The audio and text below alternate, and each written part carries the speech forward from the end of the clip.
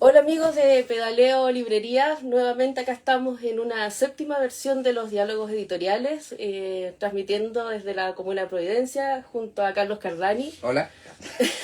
Con público también tenemos al editor de Bull acá, Alfonso Mayo. Hola. Pero hoy día vamos a entrevistar a Luis López Aliaga, más conocido como Lucho, editor de Montacerdos. Hola Lucho, bienvenido, muchas gracias por estar acá. Hola Tania, gracias por la invitación. Sí, bueno, queremos conocer ahora un poco sobre la historia de Montacerdos, cómo trabajan, conocer el proyecto, etcétera. Así que lo primero, ¿cuándo parten? Mira, el próximo año, en noviembre, cumplimos 10 años. Y la verdad que casi no lo puedo creer cómo pasa el tiempo, Sí. así que no sé si alegrarme o deprimirme, pero lo vamos a celebrar en grande el próximo año. Y la fecha de nuestro cumpleaños la decretamos en noviembre, porque en noviembre del 2013 publicamos nuestro primer libro, nada menos que de Mariana Enríquez, digamos, cuando hablábamos con los muertos. Es un libro que inventamos nosotros, digo, no existía como tal y tomamos algunos textos cuando hablábamos con los muertos, chicos que vuelven y las cosas que quedaron en el fuego. Y formamos este libro cuando hablábamos con los muertos. Se lo propusimos a Mariana y ella muy buena onda aceptó publicar por una editorial que no existía, Claro. Básicamente. Absolutamente, primer libro. Claro, Mariana no es la Mariana que es ahora, Claro. pero ya había publicado en Argentina, era conocida en Argentina y a nosotros nos parecía inconcebible que no se conociera, digamos, ¿no? Y ese es nuestro comienzo, digamos, así partimos, y por lo tanto el próximo año cumplimos ya 10 años. Increíble. Y cuando hablas de nosotros, ¿quiénes son el equipo de Montacerdos? Bueno, el equipo de Montacerdos, ahora somos 6 personas, digamos, los 3 socios fundadores, que es Juan Manuel Silva, Diego Zúñiga y yo, más ahora Katy Lincopil, Sol Abarca y Catalina López Aliaga, que ahí estamos usando pitutos. Mira, de familia. Es mi hija que trabaja también en la editorial. Está bueno. Está bueno, a mí mi hija todavía no me pescan con el tema de la editorial, no quieren nada, así que te felicito. Cuando necesite... Ahí puede ser. Oye, ¿cómo se conocieron ustedes con Juan Manuel y con Diego? Ambos escritores, Sí. además, editores. A Diego primero lo conocí en el 2006, en los talleres de Balmaceda, ¿no? Imagínate, Diego en esa época era escolar, llegaba de uniforme. Eso no me lo puedo imaginar. Y después nos íbamos a tomar cerveza en un sucucho por ahí, así que hasta el día de hoy Diego me amenaza con que me va a denunciar en cualquier momento.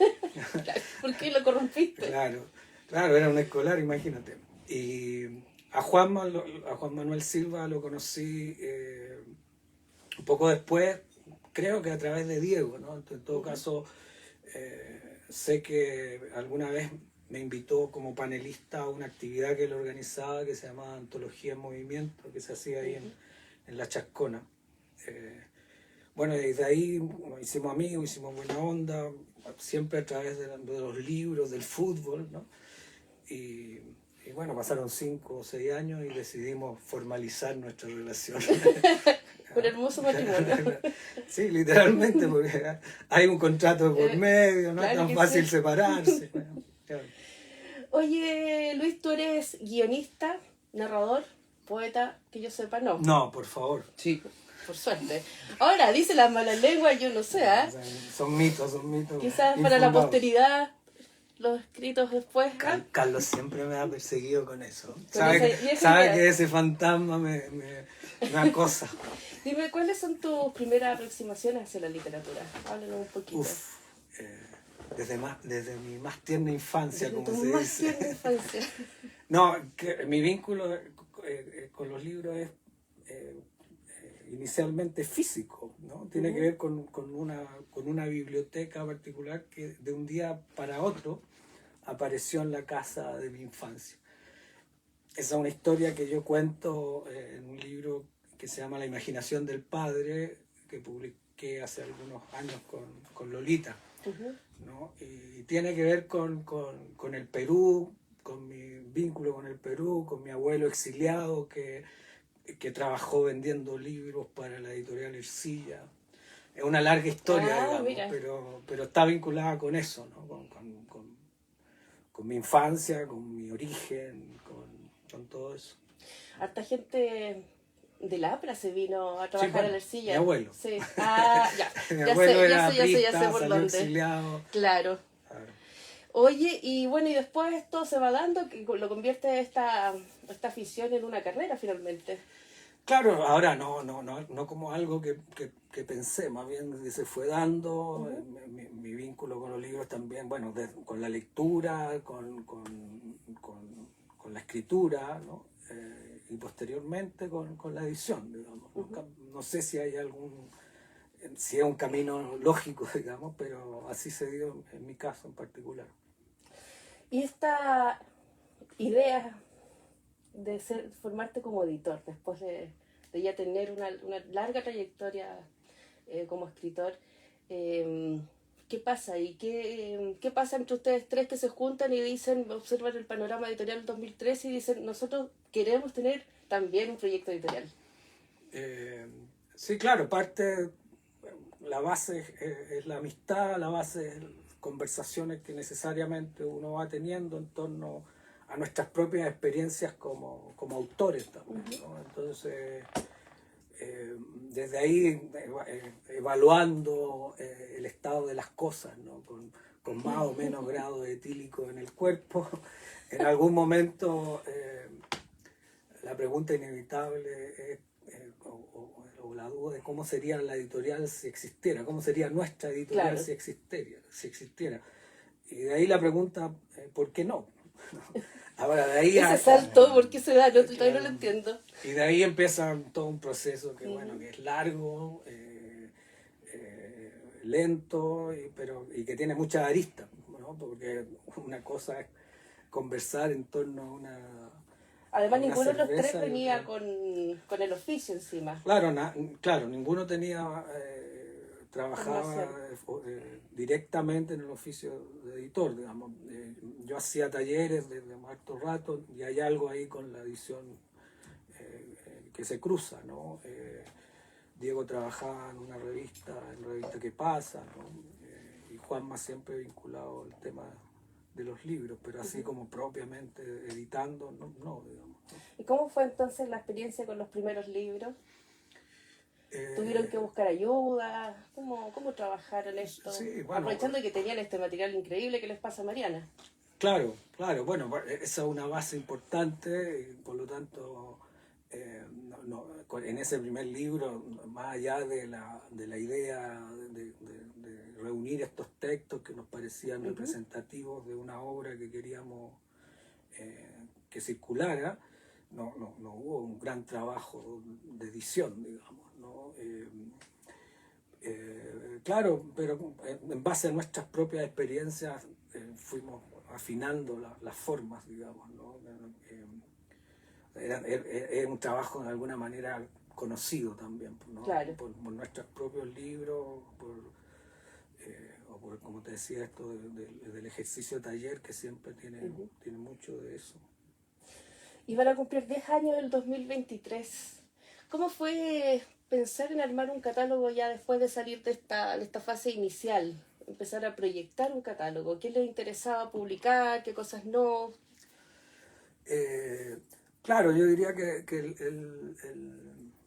el motor siempre es hacer circular lo que creemos que debiera estar circulando, digamos, ¿no? Por lo tanto tiene que ver con nuestras filiaciones, con nuestra lectura, con nuestros gustos, ¿no? Y con la discusión que se genera en torno a ciertos textos, ¿no? Tiene que ver con esa búsqueda, con esas ganas de dar a conocer cosas que a uno lo han deslumbrado, digamos, ¿no? digo, por ahí se parte Claro. el impulso, después uno, claro, va expandiendo esta búsqueda también a otros terrenos. Digamos. ¿Y cómo ha afectado tu vida el ser editor, el dedicarte a la edición? ¿Te has dedicado completamente o vas ahí pololeando que sí, que no? Como me tira, no me tira. No, en exclusiva, al menos ninguno de los tres socios fundadores, sí, pero claro, es increíble cómo me ha absorbido esto, ¿no? A veces, y otra vez la pregunta, ¿por qué? Lo hemos hablado en varias entrevistas acá y básicamente todos plantean lo mismo. Absorbe, siempre uno le dedica más tiempo que incluso que el que proyecta dedicarle, ¿no? Lo que implica dejar de dedicarle tiempo a otras cosas que también quisiera dedicarle. Y es bien absorbente, ¿no? Pero también es estimulante en muchos sentidos y bueno, uno lo hace por algo, digamos. Descartando el elemento económico, digamos, es estimulante en muchos sentidos, ¿no? Por este vínculo que tenemos todos con lo literario, con los libros. En fin. Voy a saltar un par de preguntas para llegar a lo mismo. El modelo que han implementado como editorial independiente o editorial cultural o básicamente no transnacional, ¿no? Que no dependa de algún interés básicamente económico. ¿Tiene un techo? ¿Se puede vivir de una editorial independiente? Periódicamente el techo se nos cae encima. Baja. Se derrumba en nuestras cabezas. Otras veces vemos el cielo amplio y despejado, ¿no?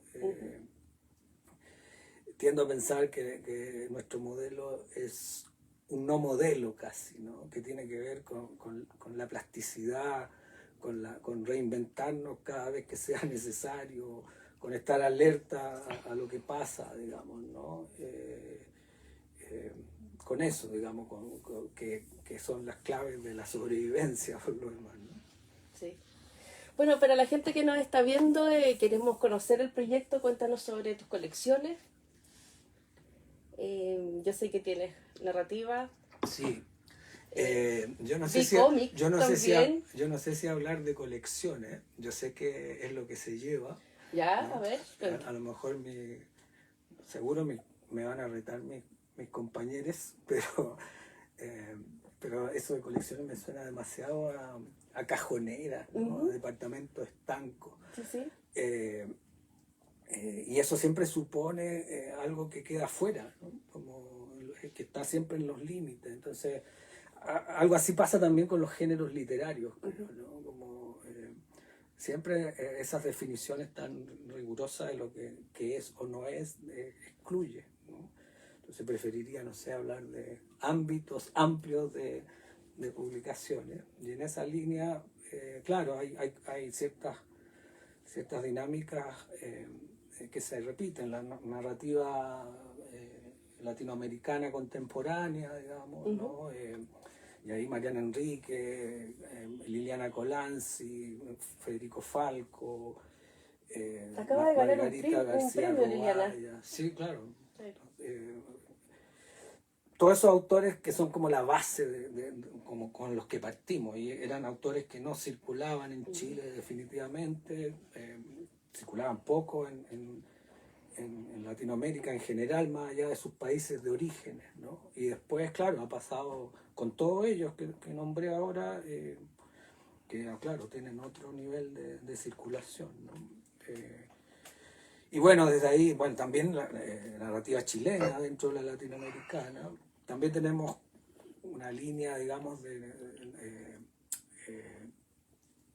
literatura latinoamericana, digamos, clásica, donde podemos incluir, publicamos a Lebrero, a Mario Lebrero, los diarios de Lezama Lima, ahora este libro de Lima Barreto, ¿no? Traducciones, ¿no? Flush, Marginalia, Poe, cómic, como tú dijiste, ¿no? Sí. Oficinismo, los osos filosóficos. ensayo. tenemos esta línea de investigación periodística enfocada específicamente en los textos de Nancy Guzmán, Ingrid Olderock, Romo, ¿no? La Venda Sexy.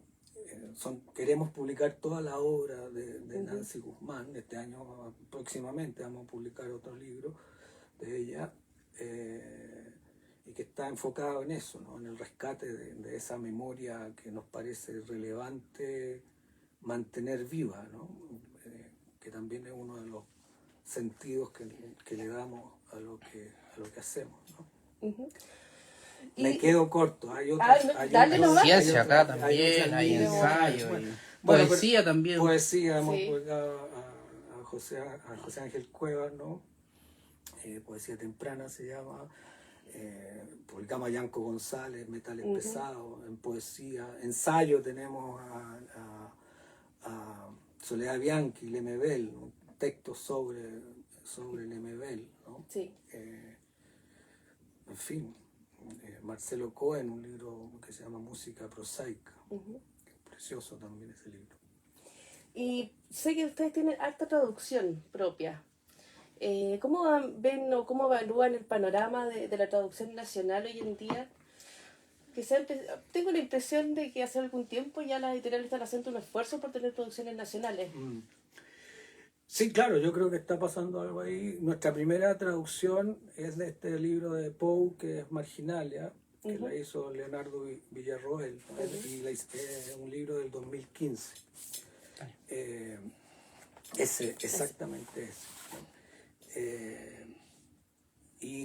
Bueno, es interesante que se esté produciendo esta especie de fenómeno que nos permite releer textos que habíamos leído con otros códigos de alguna manera.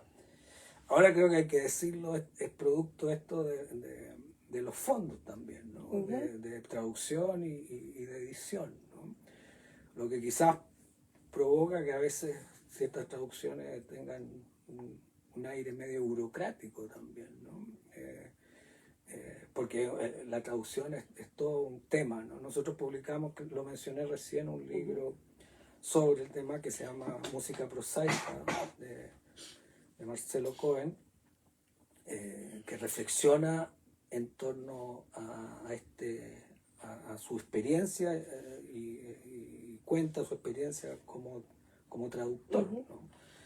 Él es aparte un gran narrador, pero en este libro hace esa reflexión y es muy interesante. Creo que ahí podríamos plantear un manual o un cierto decálogo de lo que creemos es la edición y que tiene que ver con una cierta búsqueda interna de una música en el texto, ¿no? Encontrar esa música, ¿no? Cohen, a propósito de esto, dice algo así como a veces la industria no regenera nada, salvo la dinámica propia la dinámica propia monetaria, digamos, ¿no? Claro que sí. De lo financiero, ¿no? Hay algo ahí con qué también se elige traducir y qué se omite traducir. ¿Y en ese plano ustedes optan por chilenizar las traducciones o manejan este famoso español neutro que usamos? Sí, chilenizar a extremos no, digamos, ¿no? Buscamos lo que pueda, como te decía, representar eso que el texto sugiere, el texto original sugiere, ¿no? Que tiene que ver, insisto, más con una música interior, ¿no? Y eso implica un trabajo importante de traducción, ¿no? Y ahí cada traductor tiene sus formas, ¿no? De llegar a eso. Me comentaba, Diego trabajaba en la revista ¿Qué pasa?, en la extinta revista ¿Qué pasa? Así es. ¿Cómo ves tú el tema de los espacios para crítica y para difusión en el mundo del libro? Son pocos, ¿no es cierto? Poquito. Son pocos, pero hay que aceptar que los espacios tradicionales están muriendo lentamente, o quizás ya ni siquiera tan lentamente. Por lo tanto hay que apostar y buscar por otros espacios que se están produciendo, digamos, ¿no? Y que ¿Hablas de lo todavía- digital más bien? lo digital, ¿no? También las redes tienen sus formas de establecer eso y habría que indagar ahí, buscar ahí y propiciar, por cierto, que ocurran más, digamos, que potenciar esos espacios, digamos. ¿No? Lo digo para no caer, digamos, en lo que podemos caer rápidamente, que Sí, es como sí, sí. llorar sobre lo que Porque ya no hay fue, porque digamos. no hay, claro. Claro. Sí. Entonces hay un espacio donde al menos los libros se visibilizan, ¿no? Y circulan de alguna manera, ¿no? Claro, son espacios propiamente para la crítica, la literaria, así como la ¿Existe crítica como la en Chile entendamos. o hay notas? Claro, notas, reseñas, ¿no? Y todo lo que es más, lo que ahonda más viene de la academia, ¿no? O está en la academia, que tampoco es tanto respecto A la cantidad de nuevo libros, que va además que va saliendo. saliendo, Claro. porque en Chile se publica una enorme cantidad de libros de literatura, de ficción anualmente, es bien impresionante. Oye, y en ese sentido de buscar espacios nuevos, ¿cuál es la vinculación de ustedes con la librería Pedaleo, por ejemplo? Buena onda, po. Yo quiero contar una infidencia. A ver. Yo había dicho que cuando tú me entrevistaste, Tania, Sí. yo con mis tiernos 17 años yo había llegado a un taller de literatura, así. Y llegué y el profe que me tocó era un pelado que estaba ahí exactamente igual. Bueno, ahí nos conocimos con Carlos. Nos conocimos, Hace 20 años. imagínate. Y el vínculo con Pedaleo yo voy a contar cómo nació. A ver. Un día Ahí, por fin. no sé en qué feria, pero era la época donde habían ferias. ¿No? Pueden ser, por lo tanto, en la primavera o en la furia, qué sé yo.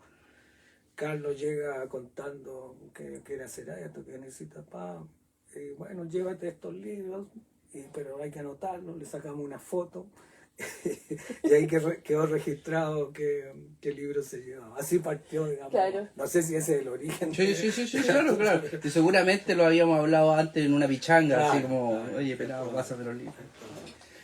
¿Y ustedes juegan fútbol?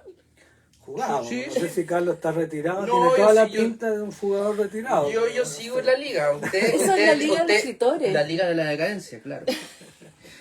No puedo creer que tengan la Acá liga de fútbol. acá el capitán del último campeón. Imagínate el nivel que... No sé qué voy a decir al respecto, no tengo nada que decir.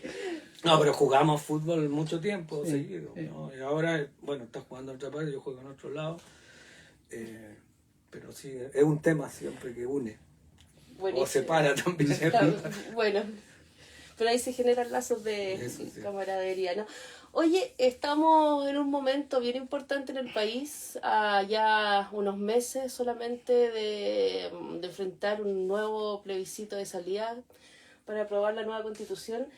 ¿Cómo ves tú el cambio que se está presentando en el país y qué esperas de este proceso para el sector cultural? ¿O qué esperas tú personalmente? ¿No? Sí. Bueno, lo primero que espero es que gane el apruebo, ¿no? Yo no lo doy como por un hecho dado, ¿no? Entonces, mi primera esperanza es esa y que creo que hay que moverse para que eso ocurra. Y porque tiene que ver con algo que por lo menos para mí será por generaciones es relevante, que es que se acabe de una vez por toda la constitución de Pinochet, digamos, ¿no? A partir de ahí uno puede empezar a imaginar otras cosas, otras posibilidades, y espero que la constitución sea ese paraguas desde donde uno puede imaginar el mundo que quisiéramos, también en el ámbito cultural, digamos. Pero también hay que ser como claros, precisos, creo yo, en no creer ni hacer creer que una vez aprobada la Constitución los problemas se van a Todo resolver gratis. mágicamente, digamos. No, hay ahí un camino de lucha, de discusión, que va a haber que dar, digamos, ¿no? O sea, en ese sentido hay que limitar un poco las expectativas, creo yo, de lo que va a significar tener, espero, una nueva constitución.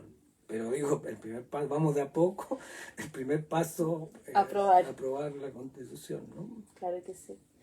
Y en ese sentido, mucho se ha hablado, por ejemplo, respecto al nuevo ministerio, que hay hartas expectativas, el Ministerio de la Cultura y las Artes, el tema de los fondos concursables, que siempre se ha visto como un modelo neoliberal que pone básicamente a todo el mundo a jugar y donde no se sabe muy bien cuál es la lógica que hay detrás, por qué se dan, por qué se evalúa de cierta manera, y así.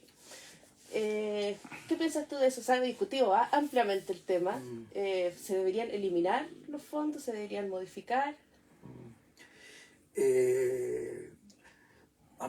Primero, no soy un experto en la materia, así que No, pero con la experiencia que uno tiene, sí, también participante de los fondos. Sí, sí, yo creo que siempre se puede mejorar, sobre todo en afinar la puntería, digamos, ¿no?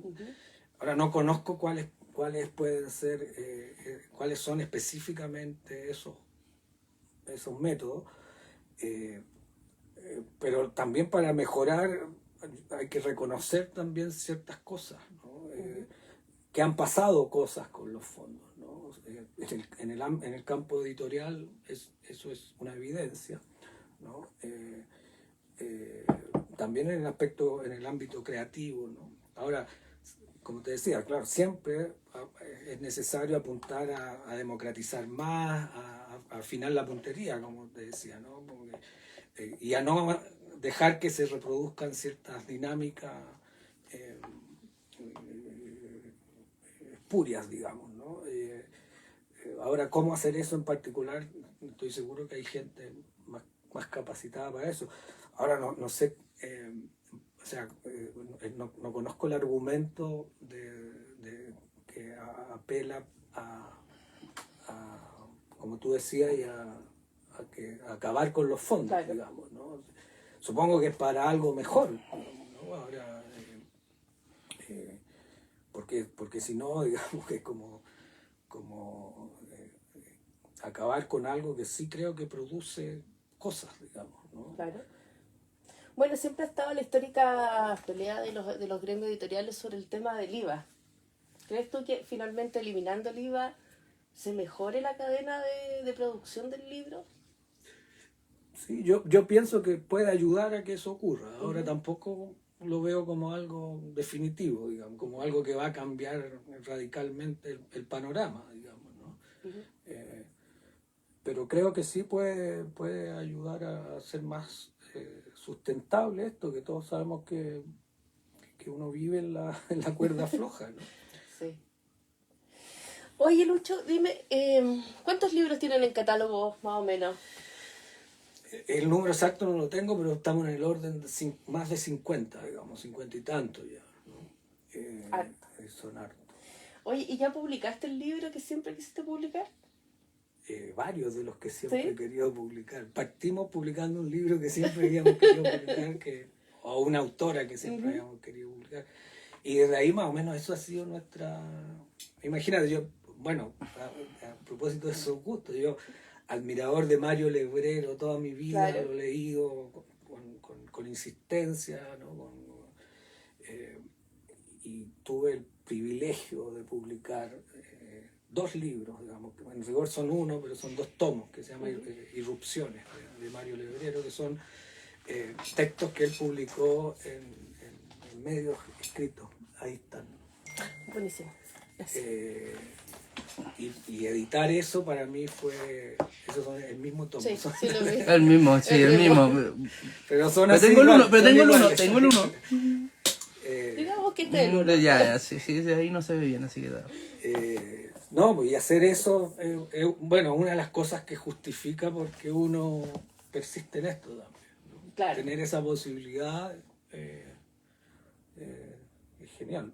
Y en ese sentido, la relación con los autores, para ti personalmente, conocer algún autor que, bueno, no el caso, con pero... el que mejor me llevaba con Mario Lebrero. No. Esa es la verdad. En el caso en que puedes relacionarte con bueno, él tiene toda una autores. Bueno, tiene un libro, de hecho, de manual de de la parapsicología, digamos, ¿no? Que habla de estos fenómenos Sí. de telepatía o incluso de espiritismo. Así que creo realmente tener un vínculo paranormal con Mario Lebrero. Mira. Sí, mientras no escale demasiado. Todo Ya bien. estoy a punto de llamar a alguna parte. Oye, ya, de acuerdo. Y con los autores con los tan vivos. No, bueno, ¿no? imagínate O sea, que un catálogo de 50 títulos, claro, no son 50 autores en rigor, pero son muchos autores, entonces la forma, el contacto, el vínculo son muy distintos, digamos, ¿no? Algunos son abiertamente amigos míos, claro. otros tengo una relación más distante.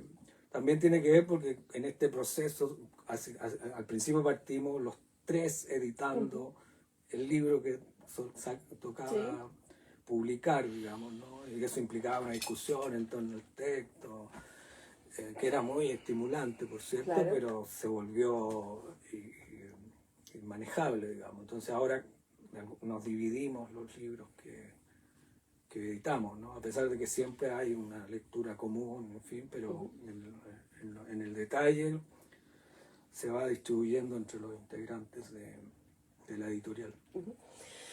Montacerdos, el nombre para nuestros queridos oyentes acá. El nombre, y ahí Carlos siempre atento. Oye, pero es que está lleno de material hoy día. Claro, Impresionante. es el libro, es el nombre, es un homenaje en el fondo, ¿no? Otra vez como un texto, en este caso un cuento largo, una novela breve del escritor peruano Cromwell Jara, que a los tres que empezamos a pensar en el título para nuestra editorial, coincidimos en que a los tres nos gustaba mucho ese texto en particular y los tres considerábamos que creo que todavía lo es, digamos, una obra paradigmática o fundamental en la literatura latinoamericana. Es un libro que se publicó originalmente en 1980 y que, claro, que creemos que merece más circulación. Y de alguna manera, esta misma pregunta que tú me hacías se reproduce, y la respuesta es que existe ese texto, entonces se ha despertado también el interés de leerlo, cosa que es el origen de todo esto, ¿no? Despertar ese interés en textos que nos han apasionado, que nos apasionan. Y nosotros empezamos el 2013, como te decía, llamándonos Montacerdo, y el 2016 publicamos Montacerdo por Montacerdo. Oye, hay ejemplares acá para hacerle propaganda, me imagino, así que pueden venir a buscar los hermosos libros de Montacerdo y también le vamos a aprovechar a hacer propaganda en la librería, ya que acá los compañeros tienen un sticker para que usted ponga en su puerta, se les va a entregar con cada compra que haga, así que está muy bello, le estamos haciendo campaña a la Pedaleo, así que no hay que dejar pasar esta oportunidad. Oye, recomienda los libros. ¿Qué trajiste? Bueno, todo el catálogo de Montacerdo está recomendado. No, de verdad que son libros que nos gustan. O sea, desde el origen hasta ahora creo que... Claro, después a esta altura hay libros que te pueden apasionar más o menos, ¿no? Pero son libros que nos gustan y compartimos ese entusiasmo. Pero quisiera recomendarte lo último que hemos sacado, ¿no? A ver, ¿qué trajiste? Diego. Este libro, que es un libro de cuentos de María José Bilbao, que se llama Preferiría que me imaginaran sin cabeza, son cuentos, que también es de alguna manera volver a nuestros orígenes, ¿no? También nuestros orígenes están vinculados con el cuento. Nuestros primeros libros de esos autores que te he nombrado, Falco, Colanzi, bueno, Romina Reyes, chilena, digamos, Esteban Catalán, Soto. Simón Soto, son libros de cuentos, ¿no? O sea, y también mucho tiempo se nos vinculó abiertamente con cuentos, al punto que nos preguntaban si publicábamos exclusivamente cuentos, ¿no? ¿Es una editorial de cuentos? Es una editorial de cuentos. Cuenteros. O de cuenteros. Entonces este libro, que que yo creo que es notable, ¿no? Porque le da varias enfoques distintos al género también, ¿no? Al género cuento. Entonces quisiera recomendarlo. Es un libro con mucho humor también, humor negro, y que de alguna manera va a contracorriente de lo que ha empezado a predominar, que esto de la autoficción, ¿no? Entonces, de alguna manera juega y se ríe también del formato de la autoficción, ¿no? El yo de María José Bilbao es un yo que descoloca, digamos. Ya. Entonces quisiera recomendar ese libro. Y ¿Qué el más? último es, también este es el último que hemos publicado, que es una traducción Ya. otra vez de un escritor que ha circulado muy poco en lengua castellana, que es Lima Barreto, y que nos parece relevante ponerlo en circulación, ¿no? Es un libro, son textos de base autobiográfica. Hay un diario que es el diario del hospicio, ¿no? Que es relata cómo internado por cuestiones cómo estuvo internado por cuestiones de alcoholismo, ¿no? Y esa experiencia en Brasil, ¿no? Bueno, es brasileño, su lengua original es el portugués, ¿no? Y relata muy descarnadamente toda esta experiencia, siendo él afro-brasileño, digamos, ¿no? Por lo tanto, desde ciertos márgenes habla, ¿no? Entonces habla desde ahí y por lo tanto cuestiona también el sistema que lo excluye, digamos, ¿no? Y también contiene Cementerio de los Vivos, ¿no? Que es una novela también con aire autobiográfico, ¿no? Y otro texto que es una novela inconclusa, ¿no? Que se llama Cómo llegó el hombre. Por lo tanto, digo eso. Es un libro bastante completo. Es un libro que es para entrar en un Exacto. autor, ¿no? Y yo insisto, un autor que diría que prácticamente no ha circulado en Chile, ¿no? Y que, bueno, César Aira lo reconocía como una de las voces fundamentales de Latinoamérica, digamos, ¿no? Entonces esos dos al menos, bueno, como te decía, pues, puedo seguir recomendando, así que tú me tenés que Uno parar. más. Voy a ir por Safari de Pablo Toro. Ok. Y por una cuestión de paridad también voy a recomendar a Rafaela Lahore, Ya. Debimos ser felices. Son dos novelas de muy distintas facturas, ¿no? Pero que en sus registros cada una creo que es notable. La novela de Rafaela Lahore, que es una escritora joven uruguaya que vive en Chile, es una novela fragmentaria, Ya. con un aliento muy poético, ¿no? Que reconstruye una genealogía de tres mujeres, ¿no? La abuela, la madre y la hija, que es la que narra esta historia, que es la historia de una familia que se forma en una localidad lindante fronteriza con Brasil, ¿no? Que se llama Rivera, ¿no? Entonces relata, como te decía, fragmentariamente como toda esta genealogía hasta que la autora o la narradora se instala en Santiago. Y Safari es una novela desbocada, ¿no? Son en el fondo tres novelas o tres relatos que se unen tenuemente, y que habla de muchas cosas, pero sobre todo de la violencia, ¿no? Y sus espacios narrativos son muy distintos. Una está en Irak, ¿no? Son dos. Claro.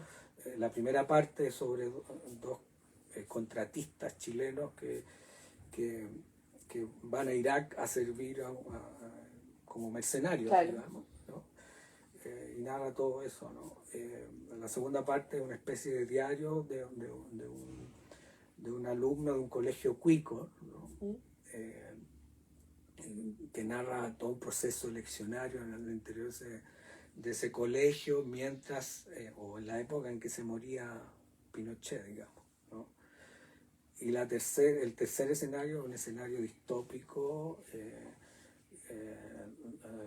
que es la historia de un padre y una hija, en el fondo, pero estoy siendo muy injusto en el argumento, porque es mucho más que eso. La clave es, claro, ese escenario que describe Pablo Toro magistralmente, ¿no? Y yo creo que con esas 4 recomendaciones... Perfecto, buenísimo. Oye, Pelado, una pregunta desde... porque ya, en editoriales, como manejar los fracasos suele suceder, ¿no? Como libros que no se mueven y todo. En la vida. En la vida también, sí, pero ¿por qué? Limitémonos a esto. Pero ustedes, al menos 2 éxitos visibles. Tú contabas que primero partir con Mariana Enríquez y ahora lo que es Mariana Enríquez y seguir teniendo en el catálogo es un darle el palo al gato. Y también con el hecho de haber publicado, ustedes están con la obra de Nancy, entonces como con este fenómeno que se dio después con el Oscar. Entonces, ¿cómo manejan esos éxitos que vienen de algunos de repente, otros con mayor fuelle? Claro, son siempre inesperados, ¿no? Porque son fenómenos que ojalá uno pudiera predecir, ¿no? Por lo tanto, traen por un lado mucha alegría, ¿no? Pero también complicaciones, porque implica un poco cambiar el eje de lo que estamos haciendo. Pero es un terreno interesante de indagar, ¿eh? Ahora, no es como, estamos seguros que no existen fórmulas para eso. Y si existieran, habría que inventar otras, digamos, ¿no? Porque vemos también el oficio como una búsqueda permanente, ¿no? Como estar ampliando siempre las fronteras de lo que hacemos, ¿no? Y que lo asocio con lo propiamente creativo, ¿no? Como y con no estancarse, con no quedarse en lo ya conocido, ¿no? En ese sentido decía lo de la fórmula, ¿no? Y yo sé que siempre uno como está pensando, no, así es para poder... No. Porque es parte de esto, encontrar las formas de subsistir, digamos, de mantenerse, y eso tiene un factor económico. Sí, esos casos que tú mencionas, el de Nancy tiene que ver directamente, nosotros habíamos publicado ya Ingrid Olderock, antes habíamos publicado primero Romo, sí. Después Ingrid Olderock, habíamos publicado en diciembre del año pasado La Venda Sexy, y en febrero surge este fenómeno, este asunto del Oscar, ¿no? de Bestia, y eso provocó algo que no vimos venir, así como siempre ojalá hubiéramos visto venir. Claro. Porque yo en febrero de vacaciones, pero bien, o sea, además que creemos que lo que decía antes, ¿no? La obra y ese es el elemento más reconfortante, ¿no? Que claro. La obra de Nancy Guzmán empezó a circular de otra manera, digamos, porque también hubo un efecto de reproducción, digamos, ¿no? O sea, se fue por Ingrid Olderock, pero después también los otros libros de ella empezaron a circular más, digamos. No, tremenda investigadora, además. Por supuesto, entonces, claro, es reconfortante en ese sentido, ¿no? Claro, lo de Mariana Enríquez es distinto porque es una cosa más permanente. Nosotros después de ese primer libro también publicamos otro libro de ella que está ahí, que se llama Alguien camina sobre tu tumba. Ya vos, pelado. Publicamos Alguien camina sobre tu tumba, es ese. Y ahí ya Mariana ya era más conocida, entonces cuando vino acá ya nosotros vislumbramos que estaba... No eran estaban 300 pasando copias. cosas, Claro. digamos, con ella, claro. No, claro, porque ya tenía, Había una expectativa ya distinta. ya tenía fans, Claro. digamos, cosa que es muy raro ver en esto, ¿no? Entonces habían colas para que firmara, y eso es del año 2018. Claro. Todavía no publicaba por anagrama, incluso. Ujú. Todavía no se ganaban los premios que se había ganado, pero ya por lo menos acá en Chile había una comunidad de lectores y lectoras que la seguían, digamos, ¿no? Muy sorprendente y también gratificante eso. Buenísimo. Bueno, Luis, muchas gracias por estar acá, por compartir con nosotros el hermoso proyecto de Montacerdo. Con Carlos y Alfonso te damos las gracias. Espero larga vida para este proyecto. Gracias. Sé que a ti. vienen novedades. ¿Quieres contar alguna? Sí, vienen novedades. ¿Se ven cositas? ¿Se vienen cositas, como dicen? Qué horrible. A ver, viene una novela de una autora chilena, claro, de esa no puedo hablar, ahora me acordé. Es que no puede hablar de todo. De eso. Viene una novela de Esteban Catalán, que Ya. es un autor que nosotros publicamos su libro de cuentos inicial, eso debe ser de 2014. Viene una coedición con Almadía de México, una coedición de un libro de Jasmina Barrera, que se llama Punto de Cruz, y que la vamos a publicar en simultáneo en Chile, Uruguay y Argentina. Buenísimo. Coeditado con Almadía. Eso es lo más cercano. Ya, que o se sea, viene. tenemos proyectos para un buen rato todavía. Esperemos. Esperemos. Bueno, amigos, muchas gracias por participar y nos estamos viendo en un próximo encuentro. Muchas gracias a todos. Gracias, Chao, gracias. Carlos. Chao, chao. Listo.